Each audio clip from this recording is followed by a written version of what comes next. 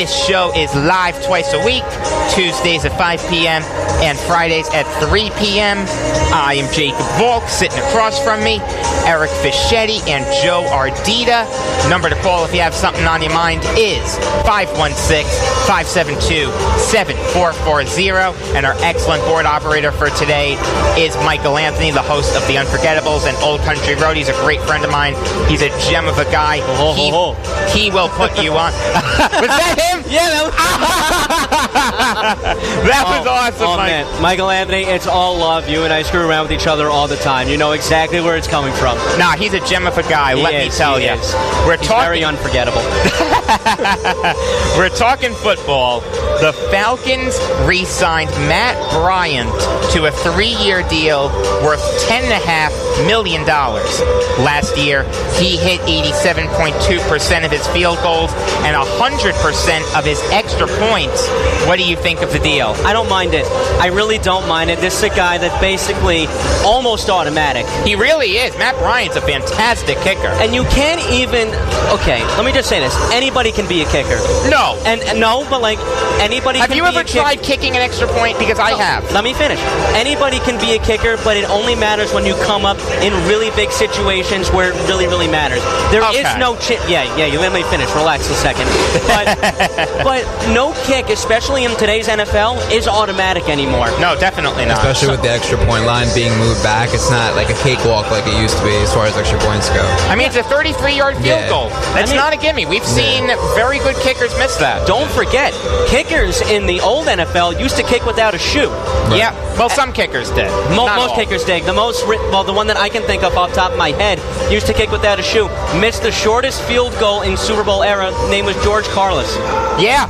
There's a name out of the past for you. Broncos Giants. And there were 3 extra points missed in Minnesota, which is no win at all. It's a dome. Yeah.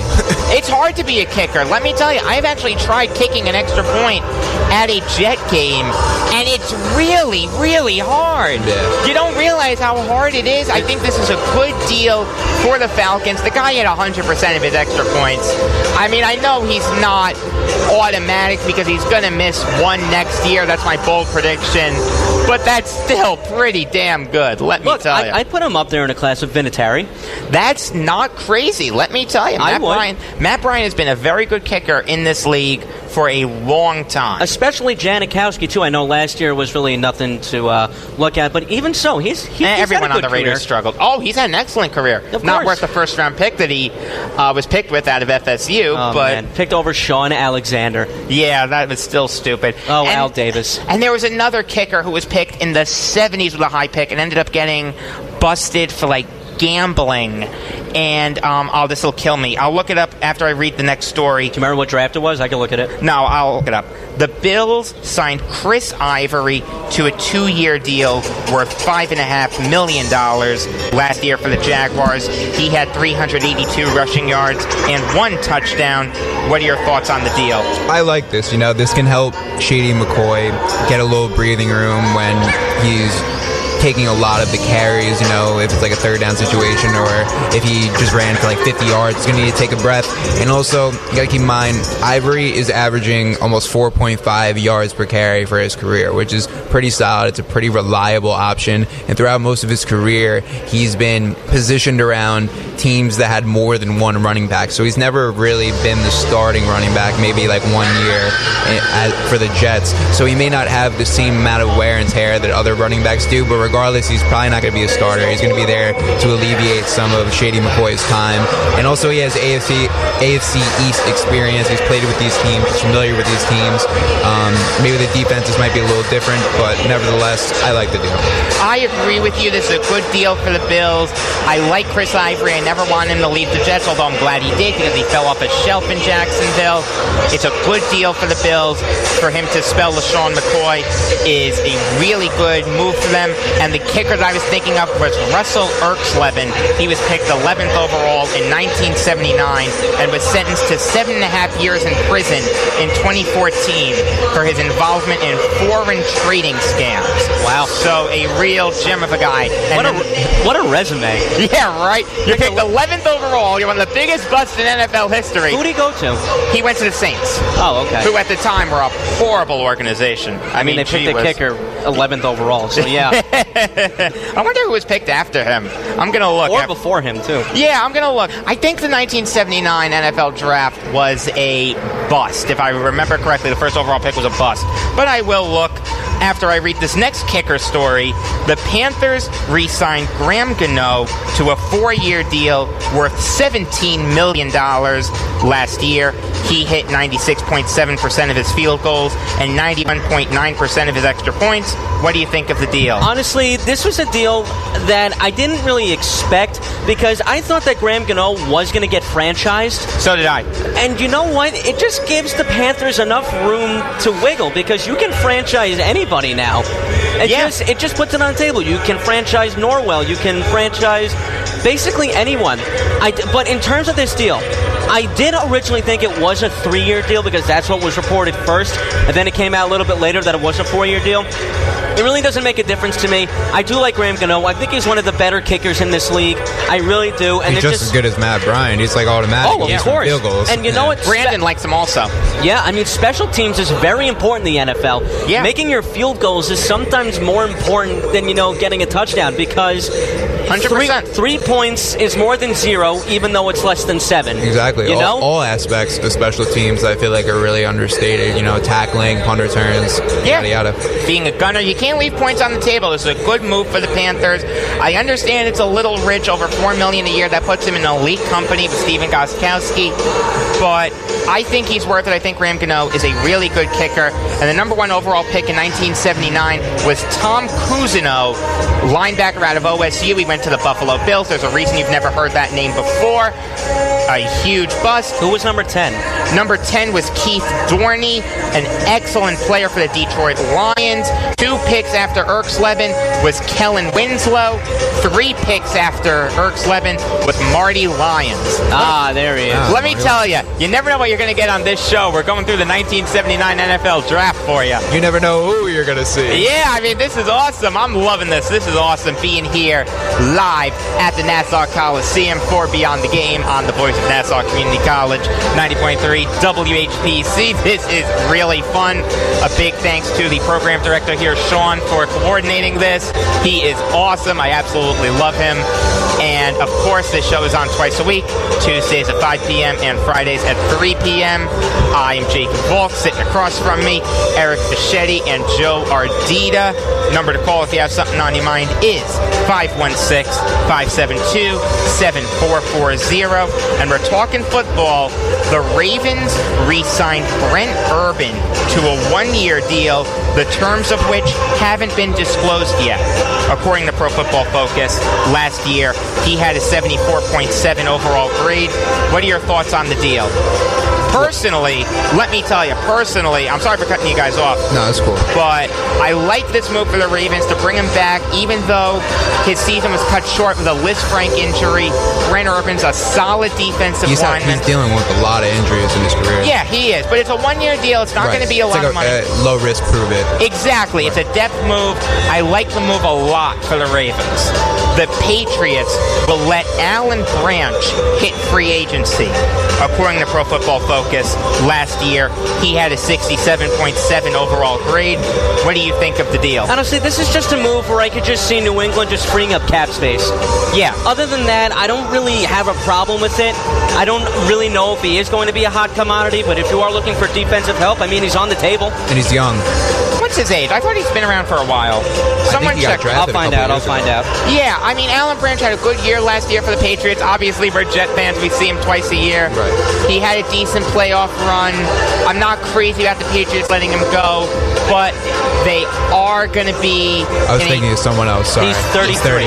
Yeah, so you get that veteran presence if you bring him in. Eric, magic words. Perfect, right? I'm not crazy about the Patriots letting him go, but I'm never going to criticize anything Bill Belichick does. So, all right, Let's take a quick break. Don't go anywhere, because we'll be talking baseball next on Beyond the Game on the voice of Nassau Community College, 90.3 WHPC. Okay. Yo. Tell your friends about the Nassau Morning Madhouse. Hear what you're missing. Check it out. Check it out. There was a baby that was born this week, but she was conceived in 1992. Colin, she's older than you, technically. Aha, that's weird. Because she's a time traveler. What is this? Mary McFly. Mary McFly. Okay. Ooh. Boom. In a technical scheme, she's 24. Here comes Colton walking into a bar, and, happy as can be, the beard and all. That's all right. My baby's older than me. And being that she is technically a 90s baby, think about all the stuff that she missed. The Nintendo 64. What would be her AIM name? I'm cold. Legal at birth. Legal at birth. Don't ever talk to me again. Nassau Morning Madhouse. Weekday mornings from 7 to 9. On the voice of Nassau Community College. 90.3 WHPC. Alexa, can you please do my food shopping today? Food shopping today added to your shopping list. Alexa, can you do my math homework for me? I'm not sure. Alexa, play WHPC. Play WHPC. You can now listen to the voice of Nassau Community College on your Amazon Echo. Simply say, Alexa, play WHPC. I am already playing WHPC. Sorry. So go ahead and buy a silicone steamer in the shape of a faceless melting pig. Buy a silicone steamer in the shape of a faceless melting pig. Yeah, that exists. And while you shop, play WHPC. Or buy a headband with a mullet hair attached to it. I refuse to buy a headband with mullet hair attached to it. Yeah, that exists too. Not sure why. But when you buy it, you can play WHPC. So play WHPC on your Amazon device today. And thanks for listening to 90.3 WHPC. An important message from Medicare. Managing 2 or more chronic conditions like high blood pressure or diabetes can be overwhelming. But with Chronic Care Management Services, you can get the connected care you need. Your doctor can help create a care plan and connect the dots between your appointments so you can spend more time doing what you love. If you have Medicare, ask your doctor about Chronic Care Management Services. Visit Medicare.gov and search for Chronic Care Management. Paid for by the U.S. Department of Health and Human Services.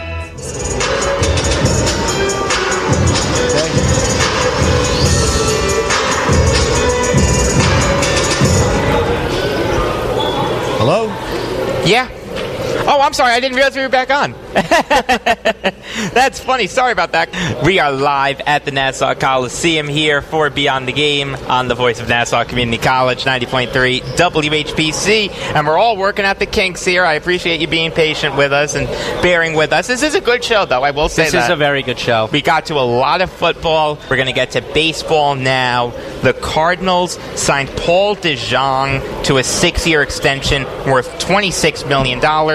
God almighty, I hope I pronounced that name right. Last year, he hit 285 with 25 home runs and 65 RBIs. What are your thoughts on the deal? Look, I wish I could get that deal after only one season in Major League Baseball. Yeah, this broke the record for richest deal in baseball history with less than a year under your belt. And you know what's funny? They didn't expect him to be good. This was kind of like a, whoa, wow, okay, can you do that again, please? Yeah, absolutely. Yeah, I remember seeing on MLB Network that the first pitch he saw on his very first MLB at bat smacked it out of the park. Yeah, I mean, Paul DeJong is a very good player. I expect a lot of good things out of him, and obviously the Cardinals do too, signing him to this deal. This is a good move for the Cardinals, locking him up long term.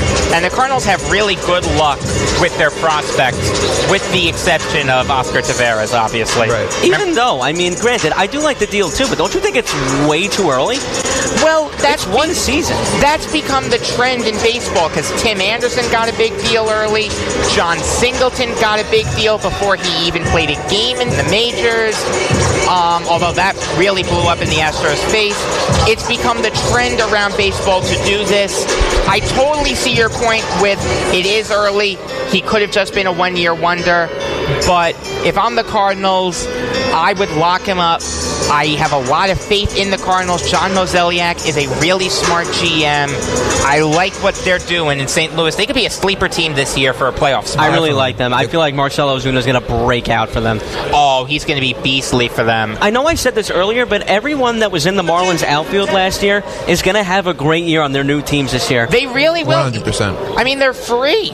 They're free from that horrible organization of the Marlins. I mean, they're a joke. They were a joke before Jeter. They were a joke before Loria. They just need to get out of Florida. I've said it 100 times. I feel like I'm the only guy in America who cares. I mean, give them a chance to actually play by getting out of Florida.